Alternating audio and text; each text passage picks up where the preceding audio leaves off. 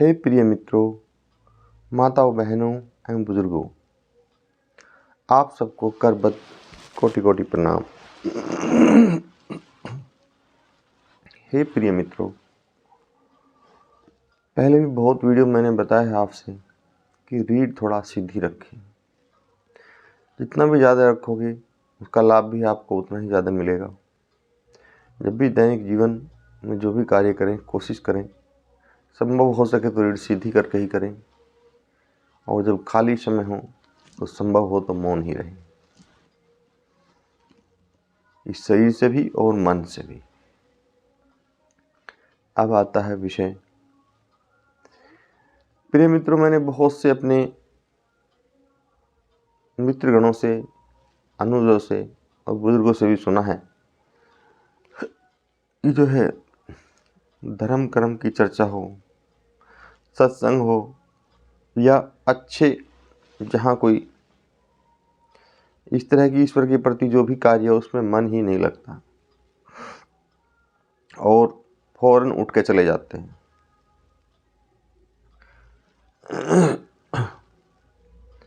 हे मेरे प्रिय मित्रों, सत्य तो यह है कि ये सब कली काल का प्रभाव है और हमारे संस्कारों का प्रभाव है। क्योंकि जब बाद में ऐसा ये शुरुआत कली काल का दौर आया उससे कुछ पहले कि वहाँ धर्म चर्चा बड़ी टफ हो रही थी, तो उसका असर भी है। और तीसरा, हमारी अपनी जो नैतिक जिम्मेदारी है हम उससे भी खरे नहीं उतर रहे हैं। हमारी नैतिक जिम्मेदारी है 24 घंटे में, ईश्वर ने हमें 24 घंटे दिए हैं दिन और रात मिला के। उसमें अगर आप परम गति को प्राप्त करना चाह रहे हैं और उच्च कोटि के साधक, संत और पुण्यात्मा है तो कई घंटे लगाने पड़ेंगे। लेकिन 1 घंटा तो हर गृहस्थ की दैनिक जिम्मेवारी है, 24 घंटे में से 1 घंटा कि जरूर वो उस परमपिता परमात्मा की राह में लगाए, नेक कर्मों में लगाए और सत्संग में लगाए, ध्यान, योगासन और अपने शरीर और ईश्वर संबंधित कार्य करे कम से कम। क्योंकि कली काल का प्रभाव है, नहीं तो चाहिए तो 1 घंटा दोनों, 1 घंटा शरीर के लिए तो 1 घंटा प्रभु चिंतन के लिए। लेकिन तुम 1 ही घंटे में कर लो तो कम से कम इतना तो रहेगा कि प्रभु की स्मृति आपके मस्तक पटल पर बनी रहेगी।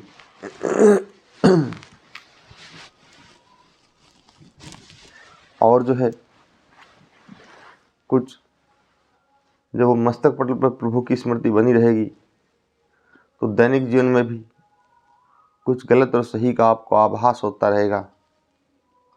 और जब गलत और सही का आभास होगा, हो सके बुरे कर्मों से बचे रहें, क्योंकि जो बुरे कर्म होते हैं फिर उनका फल भी आना ही है। जब फल आता है तो बड़ा पीड़ादायक होता है। कर्म तो बड़े हंस हंस के हम कर लेते हैं लेकिन वो कटना बहुत भारी होता है। तो प्रिय मित्रों, जो है कम से कम 1 घंटा जरूर लगाएं। अब मेन विषय आता है कि मन नहीं लगता प्रभु चिंतन में, भजन में, सत्संग में, हरि कथा में। तो हमारे दादा सतगुरुदेव कहते थे इस प्रश्न पे कि बेटा, शरीर मन रहे या ना रहे लेकिन दृढ़ रहे शरीर। शरीर को वहीं अपने स्थान पर दृढ़ स्थिति में रखें। मन रहे या ना रहे, मन भाग जाएगा, चंचल है, चिच्चौर है, लेकिन ये मन जाएगा कहाँ? इसको तो वापिस हार थक के घूम फिर के, जब इसे सुस्वादु बातें नहीं मिलेंगी तो एक हार फिर के घूम फिर के अपने घर में वापस आएगा। लेकिन अगर इस बीच में आप उठ गए शरीर को लेके तो फिर वो नहीं आएगा, क्योंकि मन की एक वृत्ति है कि जो आप कर ही नहीं रहे हैं तो मैं कैसे करूं, और आप सत्य रूप में कर रहे हैं तो मन भी कहीं ना कहीं फिर इधर उधर नहीं भटकता। इसलिए सबसे पहले आप सत्य रूप में कोई भी कार्य करें, फिर मन लगेगा। जैसे कि आप सत्संग सुन रहे हैं कहीं, तो सत्य रूप में सुने, बिल्कुल उसमें तल्लीनता से। अब ये वीडियो है, ये आप सुनोगे, जब आप बिल्कुल तल्लीनता में डूब के सुनोगे तो ये मन इसकी थोड़ा करा सकता है तुमसे, बिल्कुल भी नहीं। क्योंकि मन तुम्हारे इशारे पे चलता है,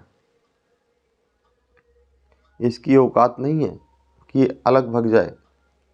लेकिन हाँ, जब व्यसनों में पड़कर आदमी की सोच कुंठित हो जाती है, शॉर्ट हो जाती है, छोटी हो जाती है, तो वह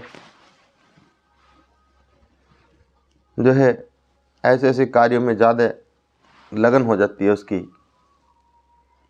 जो उचित हैं लेकिन उनको अनुचित ठहराना।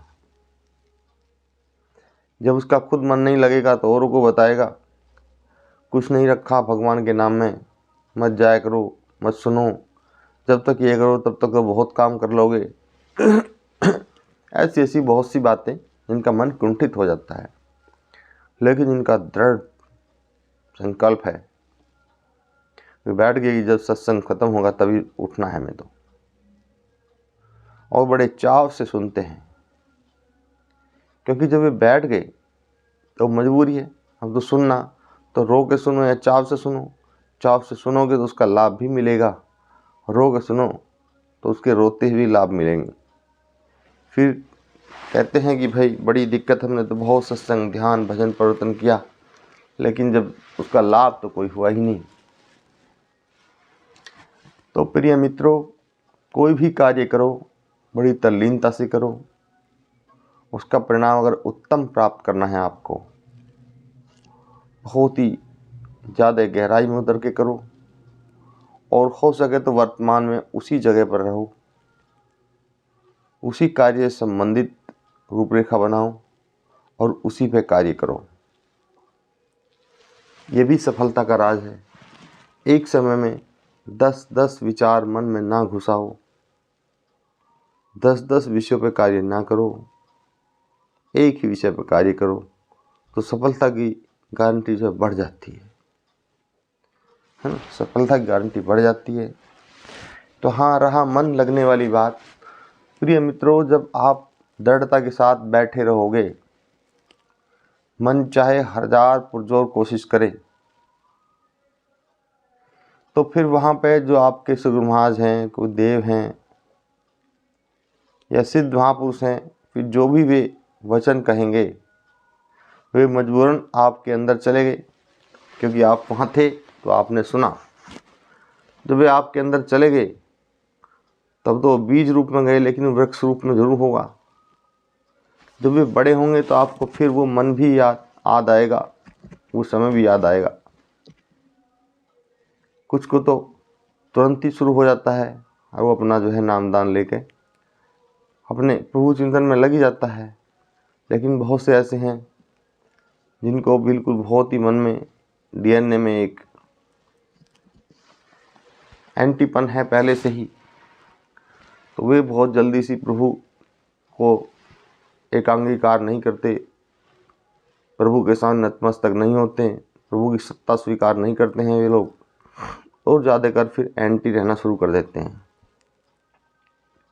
उससे उनका देखना भविष्य भी प्रभावित होगा, क्योंकि सत्संग में तो भांति भांति विधियां बताई जाती हैं जीवन जीने के लिए, किस प्रकार जीवन जीना चाहिए, अच्छाई क्या है, बुराई क्या है, अनेकों अनेक चीज़ें दी जाती हैं। लेकिन बाहर आपको जो है शायद ऐसी चीज़ें ना मिल पाएँ, और ना तो किसी के पास सुनने का टाइम है और ना ही इतना समय देने का है। तो जो भी समय मिल जाए उसका सदुपयोग कीजिए और दृढ़ता के साथ वचन सुनिए, दृढ़ता के साथ, है ना। शरीर कहीं भी जाए लेकिन मन कहीं भी जाए लेकिन दृढ़ रहे शरीर। जब आपका शरीर दृढ़ रहेगा तो स्वतः फिर मन को भी लगना ही पड़ेगा। फिर प्रिय मित्रों, समय फिर ज़्यादा हो जाएगा, वीडियो देखने में प्रॉब्लम होगी। अभी जो बता रहा था मैं, वही मामला है, मन देखने ही नहीं देता है ना।